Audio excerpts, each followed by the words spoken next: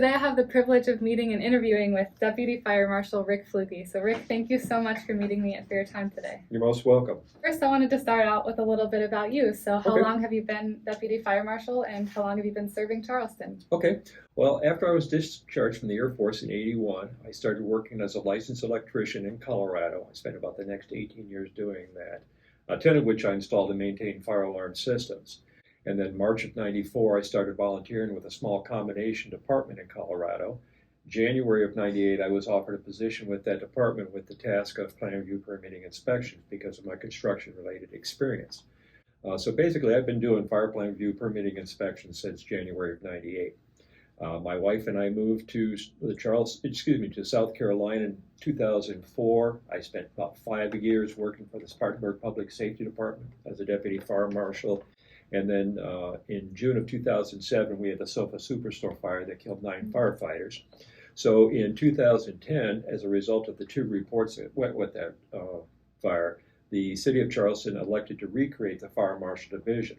So I came down in November of 2010, competed for a position, was offered my position as a deputy fire marshal in 2010. So I've been with the city since then. That's great. Thank you so much for sharing. Charleston's lucky to have you and all your experience. Well, what makes it interesting is not only have I worked construction, I'm also a burn survivor. I suffered 1st and 2nd degree burns, both hands, my face, and I spent a week in a hospital and a month off work. So having worked construction and being a burn survivor, I think I have a unique perspective in relations to fires and why they're preventing them is so important. Yeah, no kidding. That's a lot to go through. Yes, ma'am. So next, I really wanted to touch on local fires and how they start. So do you mind sharing what the main cause of house fires are in the Charleston area and or nationwide? Sure. Typically nationwide, residential fires with 1 or 2 family homes fall into one of 3 categories: unattended cooking, improper disposal of smoking material, or electrical issues. And sometimes the last 2 are somewhat interchangeable with what's going on, but unattended cooking is by far and away the largest cause of fires we have in this country. Okay, so what would your advice be to prevent fires caused by those things? Well, stay in the kitchen while you're cooking. Okay. You'd be surprised the number of times people will start something and then leave and go someplace else, and then they get distracted, and by the time they come back, they've had a problem. The other thing is, we encourage folks to think about a reminder. If you have to leave the kitchen, take something with you to remind that you're actually cooking. Taking a hot pad or something to that effect to remind you that you're actually cooking. So that, that basically just paying attention and being aware, that seems to help a whole lot. Yeah, makes sense. As far as smoking goes, a lot of times folks will improperly dispose of their smoking materials. They'll either let it accumulate in an ashtray or things along those lines, or a lot of times they'll use like a flower pot to put out their cigarette butts in. The problem is the peat moss that people use for planting is a combustible product. It burns very nicely. Okay. And then the last one is electrical, and that kind of fits into my experience as an electrician and some of the things that go along with that. Yeah. Interestingly, you might find this of interest. About 2 years ago, when my wife and I were buying our current house, we were in our previous house, and we were doing all the processing, getting ready for cleaning it and so forth, and we kept smelling something. Couldn't quite figure it out. And then that was on Saturday. On Tuesday, I was standing in the kitchen, and I looked at my kitchen lights, and I saw them flickering. And the old electrician says, okay, I got a loose neutral someplace. My wife comes home, she finds this outlet, she spots this outlet in my house, and you can see it was starting to burn. So I was probably about 2 weeks away from having my own personal structure fire because of poor electrical connections. Yeah, that's crazy. Yeah. And if you don't mind, I'll just Sure. show it more up close so you can see this is exactly what caused my house to burn down as well. So Rick explained it so well to us when we were here after a house burned down and all that. So Okay.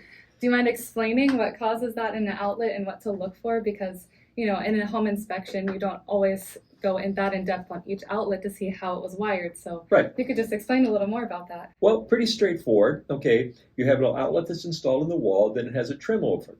If you take the trim off, if you like in this particular one, you see that the wires are wrapped on both screws. Okay, so they're depending on the outlet for the continuity of the circuit. The circuit is just like a chain. It's only as strong as the weakest link. The more connections you have, the more chance you have to have a weak link. And that's exactly what happened here. This is the neutral side of the outlet. This is the electrical hot side of the incoming power supply. This is the outgoing side. And there was a loose connection here. And that's exactly the problem I had, because there was a loose connection. It actually heated up. So if you take the cover off and you see the wires wrapped around in all 4 screws, they're depending on the device. Mm-hmm. Another way they can do it is the term is called backstab. They can actually shove the wires into the back of the outlet. The problem with that is there's 2 springs in there that main contact on that electrical conductor. The problem is mechanical springs over time get weak. As they get weak, they start spreading out. As they spread out, it starts arcing. As it arcs, it heats up, it spreads more, and eventually it either causes a fire or it burns away. Both of those are poor mechanical electrical connections, and both of those cause a lot of problems. Yeah, that makes sense. So with these outlets, what would your advice be for preventing fires? Would you have an electrician come and check every outlet and have them rewired? Check the panel as well? What would you recommend? Well, a recommendation is just that. It's a good idea to have a licensed electrician making sure it's done correctly. Again, if the homeowner just takes the trim off, if they see the wires wrapped around there, that's an indication that they are depending on the outlet. Now, technically, that is still a compliant methodology. From this old electrician's point of view, it's just a poor connection. Mm-hmm. I can fix this. As a matter of fact, I was working on it at my house this weekend. I can fix this in about 6 minutes. Okay. Per outlet, kind of thing. Yeah, that's not bad. No, it's not bad at all. So if you want, you can have a licensed electrician come in and take care of that. It is still a compliant methodology. It's, again, in my opinion, it's just a poor connection. Yes. Kind of thing. And so when you pull the trim off, if you see wires on all 4 screw terminals, it means they're depending on the outlet for the continuity of the circuit. If you pull the trim off and you see a wire on one side and one wire on the other side, it's probably done correctly. But if you don't see any wire under the screw terminals at all, it's probably backstabbed, and that's another connection that needs to be fixed, because again, that is a poor mechanical connection in my opinion. That causes a lot of problems. Okay, thank you. You're most welcome. Do you typically see certain ages of homes have the most problem with that, or is it any home is at risk for poor electrical work? Well, again, in construction, there's fast, right, and cheap. You never get all 3. So if you want it fast and you want it cheap, it probably won't be right. Fair enough. Kind of thing. So that, and the age does relate into it. There is actually, newer homes, they actually have to have arc fault circuit protection on the outlets in the bedrooms and stuff as a methodology to try to offset these poor electrical connections, because that device would see this arcing and trip the breaker, very much like the ground fault protection that you have, like in bathrooms and sinks and that kind of stuff to protect you. The intent of that is to reduce the potential for an electrical fire because of the arcing. Yeah, that's great new technology. Yes, ma'am. Some of the information we have from NFPA, National Fire Protection Association, from the years 2017 to 2019, there was an estimated average of 200,500 1 and 2 family residential building or fires reported at fire departments in the United States. These fires caused an estimated 2,220 deaths, 7,215 injuries, and over $6 billion in property loss. Wow. Yeah, and that's just in a 2-year time span. So we know we can't fully prevent fires from happening because things happen. You can do your best to be careful in the kitchen, but say lightning strikes. What can you do to make your home as fire safe as possible? Okay, well, in regards to lightning strikes, there actually is a National Electrical Code compliance system for lightning testing systems. Basically, it's lightning rods that takes that energy and dissipates it to ground in a safe format. That can be done by a licensed contractor. Those systems can be expensive, but that's one methodology to help protect that.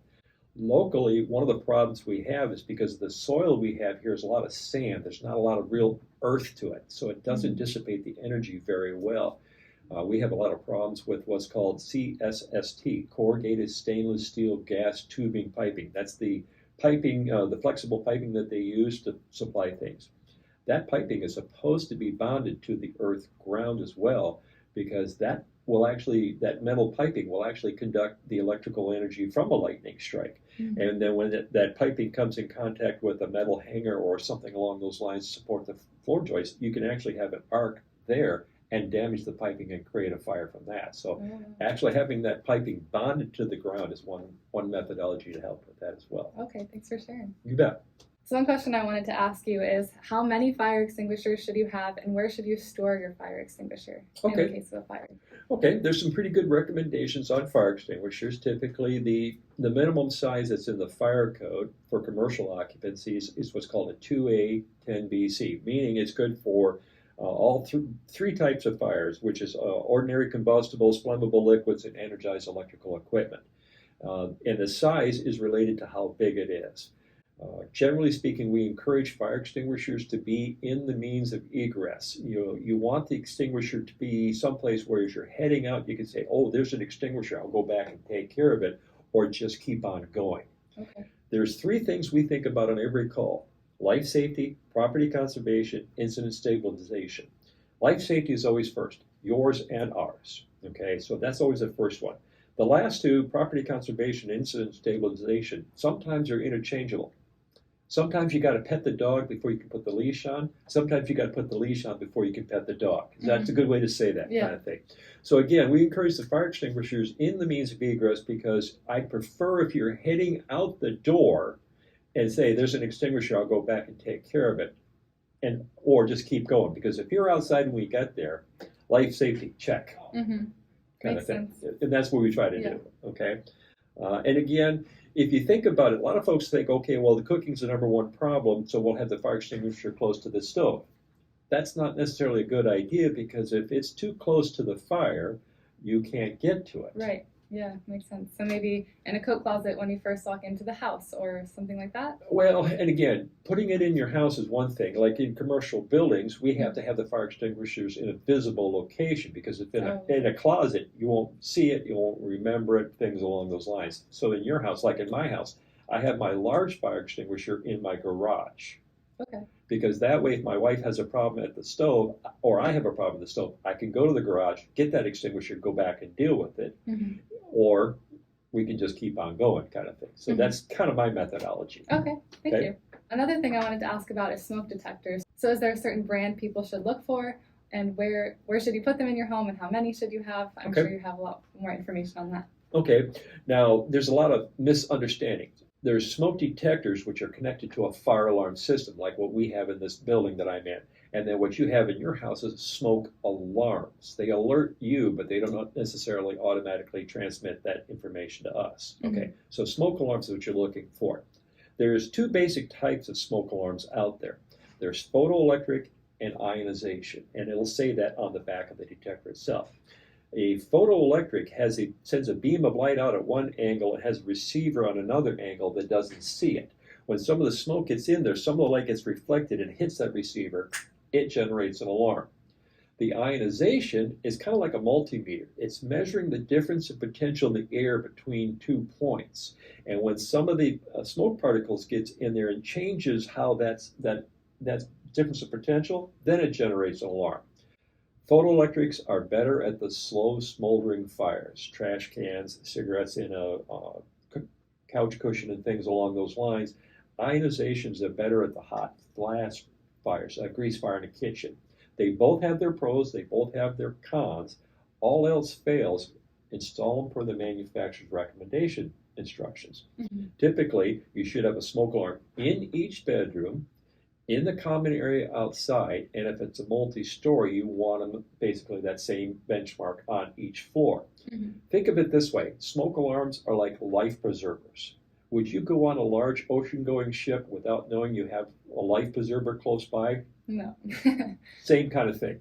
The other thing we recommend is before you go to sleep, close your bedroom door. The verbiage is close before you doze, okay?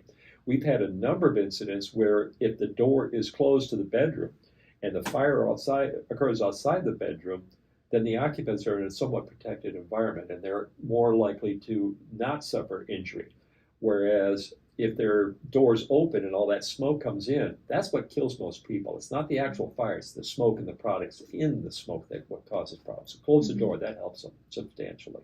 So say it's 2 a.m. and you smell smoke, but the fire is coming from outside of your bedroom. Is that where fire ladders come in? Do you think everyone should have fire ladders if they're on a multi-story home? Well, the correct answer to that is it depends. Take, like, for instance, someone like myself who's been on ladders all my adult life and is pretty comfortable and confident with it. Yes, I could make use of that. My wife, on the other hand, probably not a good idea. She's probably more apt to fall and hurt herself trying to use that ladder. That's why we want the smoke alarms. That's why we encourage folks to keep their bedroom doors closed while you're sleeping.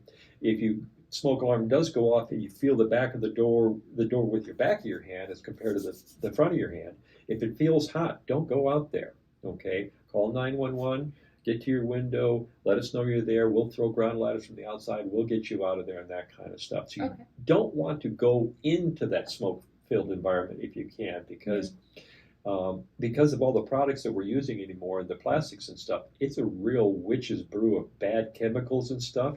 You don't want to be in that environment if you can avoid it, kind of thing. So I will always be grateful to our local firefighters. Not only did they put out our house fire, but they saved our dog. And so one of the questions I wanted to ask is, how can we thank our local firefighters for all they do? What's the best way to support you guys? Well, in all reality, as an old firefighter, I don't think you need to thank us. We're doing the job that we're supposed to be doing. In a lot of regards, being a firefighter is not necessarily a job. It's a calling. It's something you do. You don't really need to be, thanked for it, kind of thing. It is grateful. It is humbling when people go out of their way and they want to do that, but it's not required. We know if we've done a good job or not. We know, and just the fact that the community recognizes that, supports that, that's always appreciated. The Fire Prevention Week is a great way to come out and show that appreciation. Come on out. We actually have a parade this year. It's going to wind up at Citadel Mall. We're going to have a whole bunch of activities, fire trucks. It's all family events, that kind of stuff. That's kind of the gravy part of being a firefighter, is interacting with the public and getting to work with the kids and that kind of stuff. So there's really, again, from my perspective, no need to thank us. Okay. But it is grateful and gratifying to hear, kind of thing. Okay. Well, thank you. I'll definitely be there for Fire Prevention Week. Excellent. Well, thank you so much for your time, Rick. I know you're a busy man and have important things to do, so I really appreciate you taking the time out of your schedule. No, I appreciate the opportunity to interact with you and try to share a little bit of fire prevention education as well, because fire prevention relates to the 5 E's: education, engineering, enforcement, economic incentives, and emergency preparedness. Education is by far and away the biggest one. Anything I can do to try to educate people and work on the fire prevention message is time well spent. Engineering and enforcement, that's primarily deal with commercial buildings and things along those lines. Economic incentives, sometimes we can make it advantageous for a property owner to put in a sprinkler system or a fire alarm system to reduce their insurance and so forth.